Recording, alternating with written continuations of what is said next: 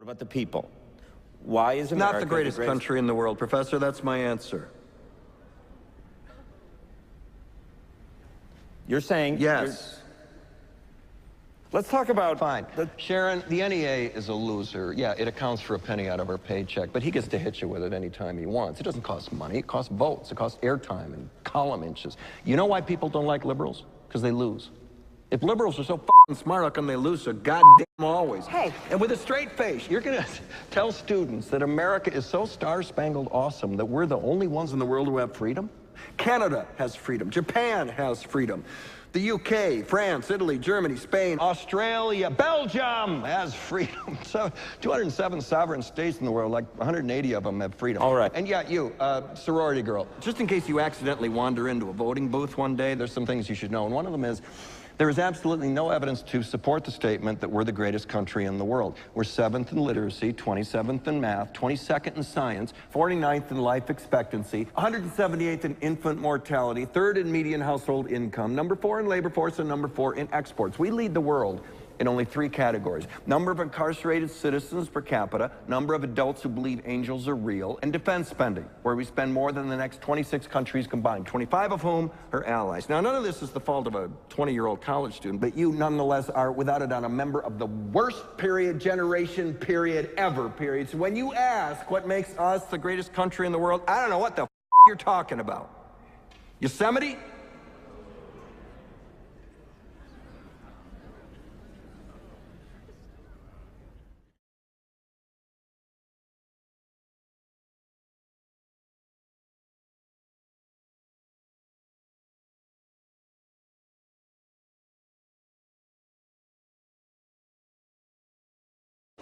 Okay, so I'm Connie O'Toole, and I am the Director of Construction here at Habitat, and I feel honored to work here.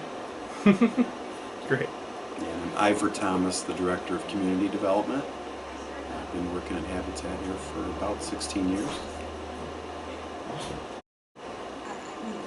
My first thought is that buildings alone, just buildings in the world, the energy that buildings require, I think, is up to about 70% of the energy that's used. That percentage may change, but it's just an amazing number. And so it's important, whether it's in our homes or in our offices, that we look at our energy usage and how we do things. That's huge.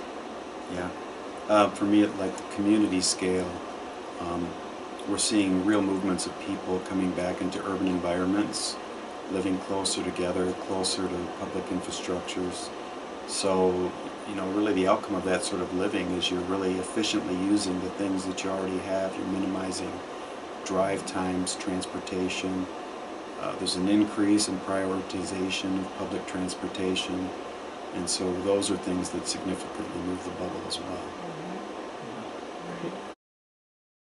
I think there's several things. One of the key factors for people who live in that poverty range is the lack of stability in their housing.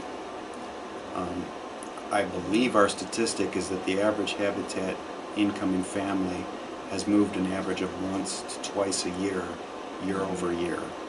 And if you think about the disruption of that alone in a family's life, their children as they're trying to pursue an education at whatever level, that is a tough obstacle to overcome. So, stable, affordable, quality housing is really the best medicine for that. And I think that as the generations go on, there is going to be a more mix of different nationalities and respecting each other's cultures and what is important to each culture and how they live and make decisions. So I think as millennials, people should be thinking about respecting each other and opening up, which is why I had mentioned in the room to make sure you leave this country for, if you need to take a year and go visit some other culture, that's huge. And we need to be open to all of that. Yeah. And I think that what Connie said really speaks to the power that low-income communities can have if they act like a community together. In fact, my experience has been that lower income communities tend to pull together a little bit more, perhaps out of necessity, perhaps out of not having as much. But that's really a positive social trait. People think of those who are low income as kind of from a negative perspective, but actually they bring great resilience and great sense of community to the table. Hands up, don't shoot! Hands up, don't shoot! Hands up, don't shoot! Hands up, don't shoot! Hands up, don't shoot! Hands up, don't shoot! My name is David Martin. I am currently a doctoral candidate in sociology at the University of Oregon. I am also the student engagement coordinator here at the Center for Diversity and Inclusion at Aquinas College. And I do research in the area of race and ethnicity, racial stratification and identity formation, and also new media and youth culture. Protests are approached based on racial demographic lines all the time, right? So recently we have people protesting, or not protesting, but rather having a version of riots over Halloween, smashing pumpkins, or hockey games, or World Cup, or the World Series. Some of these more predominantly white riotous crowds are not approached and addressed in the same way that predominantly black or people of color are when something like this happens. So you have to ask yourself in those instances, what is it about the racial dynamic that's causing people in Ferguson, for example, who've been met with an excessive amount of overtly militarized police force over a legitimate issue, which is the murder of one of their children, because Mike Brown was just a teenager going to high school, as opposed to the more docile, more understanding type of response that maybe a sporting event gets, even though the destruction in terms of private property damage in those two instances are almost identical, and sometimes even worse in the first case. So I think even the response, knowing the response, makes it more complicated and more difficult for people to kind of swallow it, who are part of the communities of culture and communities of color in this country, because it's very clear and overt that those things are happening in very different ways. So it adds to the frustration, which in turn increases the emotional outcry as a result of something like the grand jury decision. So I'm a race and ethnicity scholar, so it's part of what I do to try to develop this clear understanding of how the history of institutionalized slavery and Jim Crow segregation manifests itself in present-day contemporary American society. So we see that coming in the form of discrepancies in incarceration rates, the differences in application of penalties in terms of years served in jail for equal crimes. We see it in differences in health insurance and health outcomes and overall life chances, income inequality and distribution. It's glaringly obvious that there are clear correlations between a person's racial background and the set of opportunities that are more or less likely to be given to them throughout their life. As a social scientist, I don't really work with case-by-case examples. I'm thinking more larger patterns of social trends.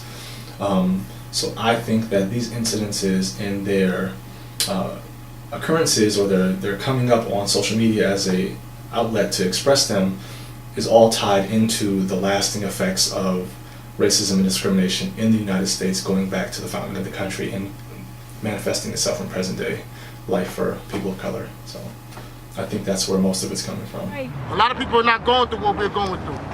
But I'm not using that as a reason why, you know what I'm saying, to say that we're a crippling race.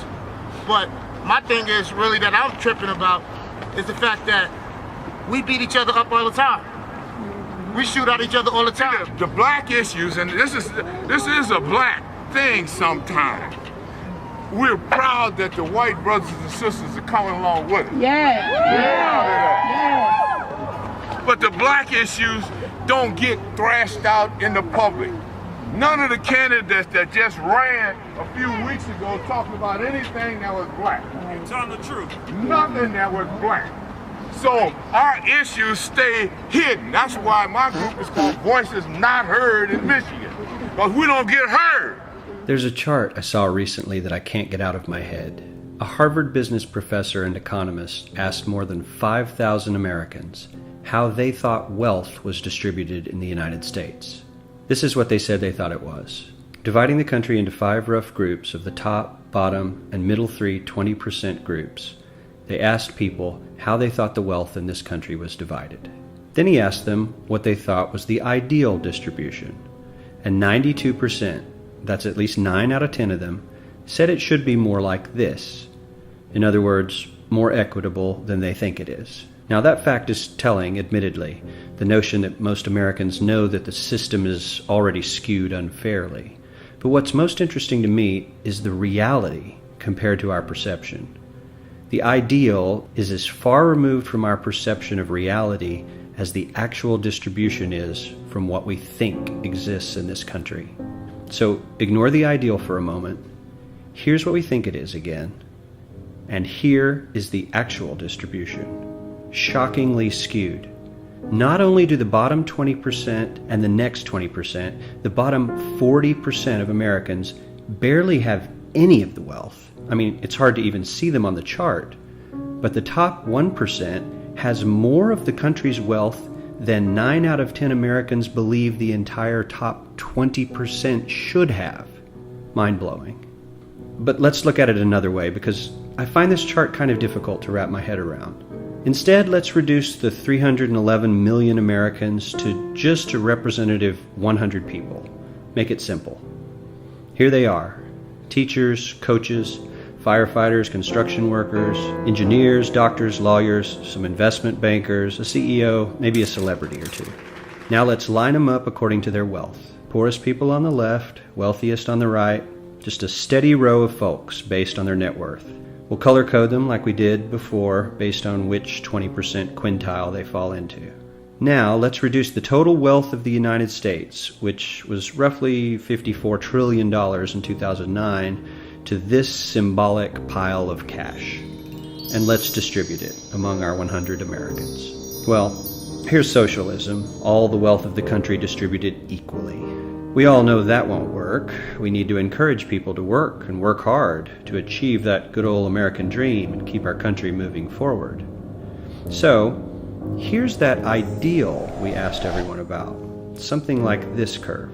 This isn't too bad. We've got some incentive, as the wealthiest folks are now about 10 to 20 times better off than the poorest Americans.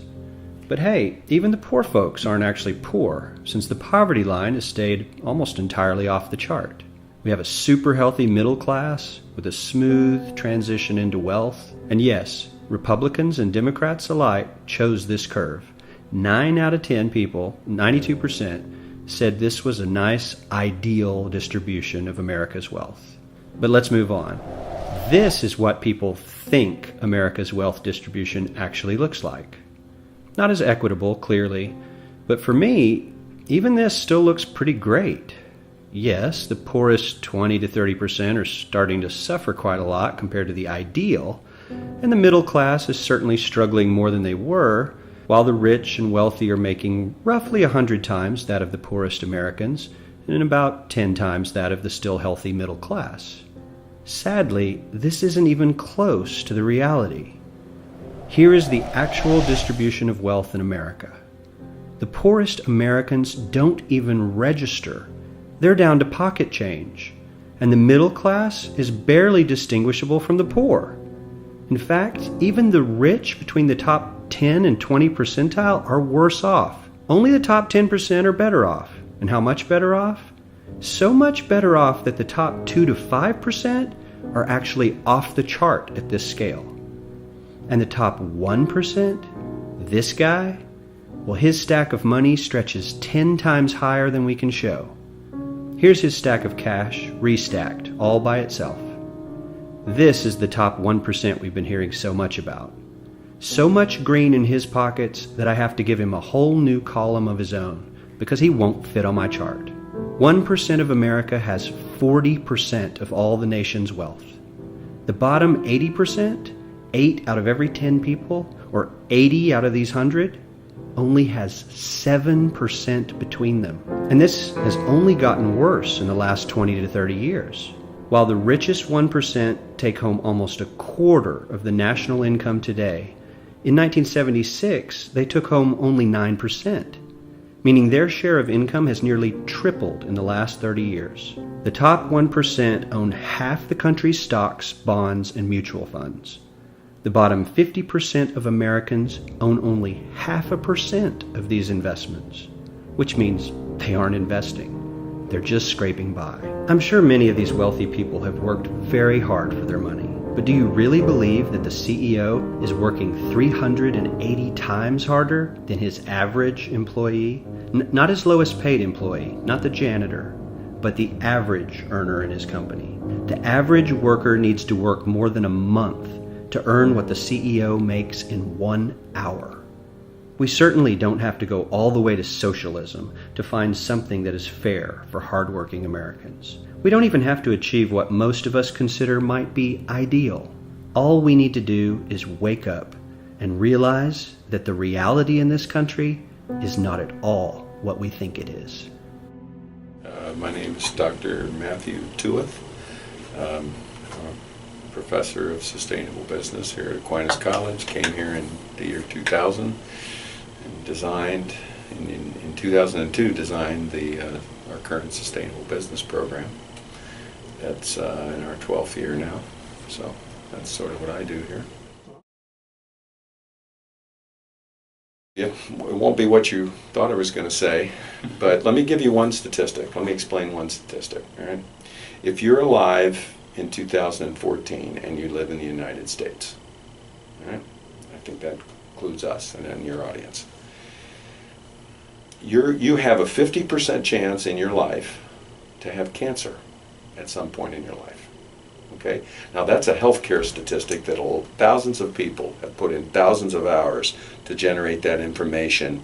That's pretty reliable. It's not that disputed. Now, if we were in a room full of 100 people, that would mean 50 of us are going to get cancer at some time in our lives. Most people think, oh, well, yeah, but that's just a bad thing. It's like traffic accidents. It's like the measles. I mean, what can we do? It's just the world we live in. Well, there's where another major misconception lies. And hopefully if your audience can understand this next piece of information, you'll see how it'll matter quite a bit. Of those 50 people in a room, or 100 people in the room, 50 of us are going to have cancer at some time in our lives. 40 of those people, 40 of those 50, will have cancer at some time in their lives needlessly. What do I mean by needlessly? 40 of those 50 will get cancer because of things that business inadvertently, unintentionally, materials, chemicals that they put either in the air, make it into our water, or make it into our soil and food that eventually get inside of us. These materials are called carcinogens. There's lots of different kinds of them. I mean, most of the business done on the planet isn't done by human beings. I mean, we're one species. There are 10 to 12 million other species on the planet. And if you look how they do business, you won't find a carcinogen produced, ever, by any of those things. And I mean, human beings, we generally think we're the most intelligent species on the planet. Well, we're the only ones producing those carcinogens, and carcinogens are just one fugitive chemical that causes serious problems to young people and old people and middle-aged people. There are a lot of other fugitive chemicals that do other things I could tell you about. But so I think if one piece of information might be helpful in this regard, I don't think people understand that 80% of our cancer is preventable. I mean, most of the cancer awareness and cancer fundraisers and cancer, it's all about treating the cancer patient, which I'm not saying isn't important, but you might want to think about preventing this disease altogether, and then you don't have any patients you have to find cures for if you prevent the disease. Yeah. So, well, there's no quick way to do that. The reason there's this general ignorance, and the ignorance isn't just in the business leaders who are doing these things. The ignorance lies with the general population for a variety of reasons. I mean, one reason I would say is because of our education system. It's really failed us in this regard, and I'm an educator, so I can critique my own profession, and I would say we've failed pretty miserably from grade school through middle school, high school, and college. Much of this isn't that complicated. We could begin the education process in grade school, but we don't. Why? Our educators don't even understand this stuff. So, I mean, if you're looking for how would you ever remedy this, education would be the first thing you'd have to change, not just tweaking the education system, but really making some major changes. Because when I get my students in our sustainable business program, we spend a year and a half re-educating them. They have to learn what it is they've learned wrong, and then learn what really is out there. And that's a product of our education system. So that's part of the obstacle that that any meaningful change in this regard would have to overcome. I think it'd be, just to keep this short, I think it'd be much more effective to remember that really the responsibility for how society conducts itself lies in the private individual person, and we all have this individual responsibility. I think government will have a role in how we deal with this problem if in fact we ever decide we want to be serious about it. I think government will have a role, but it'll be a role that's directed by the private sector. And things like government policy, which provides incentives and disincentives for different behaviors of the American taxpayer. I mean, taxing people, that's one way you change behavior. That's a disincentive. And so government has a lot of incentives and disincentives.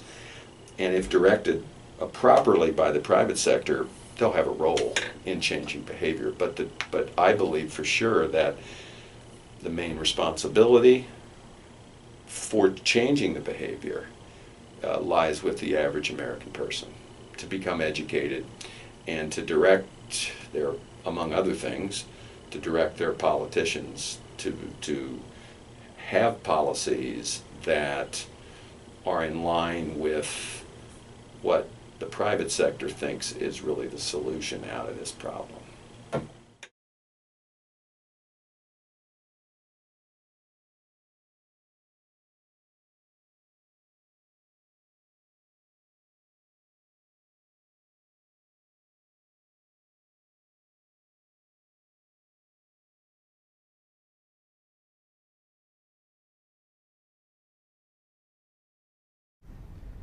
Sure used to be.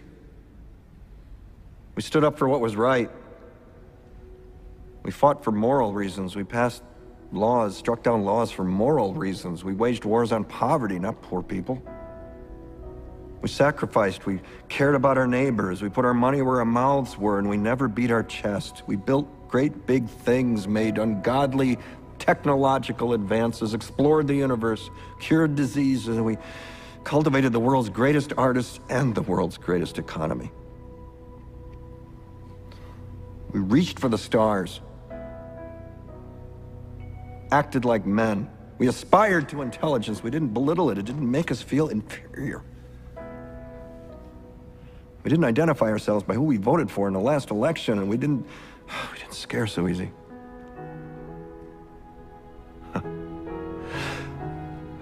We were able to be all these things and do all these things because we were informed by great men, men who were revered. First step in solving any problem is recognizing there is one. America is not the greatest country in the world anymore.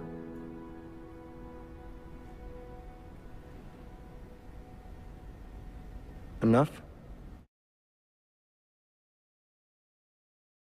With goodbyes, so be gone.